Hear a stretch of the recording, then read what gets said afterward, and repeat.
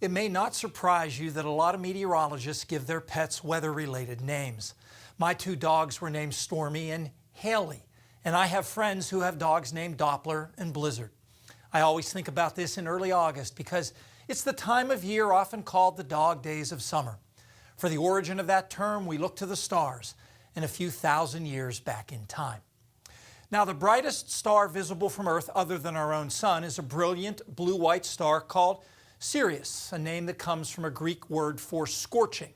The ancient Romans and Egyptians called Sirius the dog star because it's in the constellation Canis Major, Latin for the greater dog. In constellation lore, Canis Major is one of the hunting dogs of Orion the hunter. In fact, a line drawn through the three bright stars in Orion's belt points approximately to Sirius.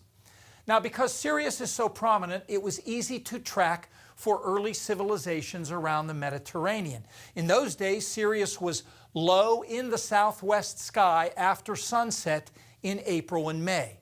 But in midsummer, Sirius rose and set at about the same time as the sun, so it was essentially lost in the daytime glare with the rest of the stars.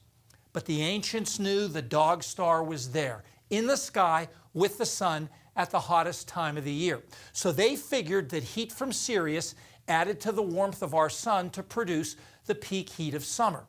The ancient Romans called that period of time Canicularis Dies, days of the dogs, and it lasted from about the first week of July to the second week of August.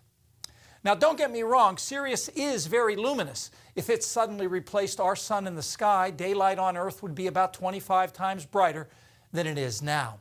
But Sirius is also about 500,000 times farther away than our sun, something the ancients didn't know.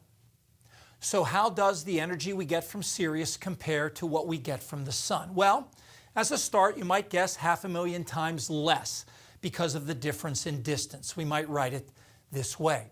Then we would multiply by 25 to take into account that Sirius is brighter than our sun. But in fact, the amount of energy we get from a star depends on the distance to the star squared. So you have to multiply that 500,000 by itself. Now let's simplify this. As we like to say on Weather World, we do the math for you. And in the end, the energy we get from Sirius is but a very, very, very small fraction, about 1/10,000,000th of the energy we get from our own sun. So tiny that it plays no role in heating the Earth. And that's true not only for Sirius, but for any star other than the sun. So I guess you could say that blaming the dog star for helping to boost summer heat on Earth is, well, barking up the wrong tree. Stay tuned. We'll see if there are any more dog days of summer in store in our extended forecast next.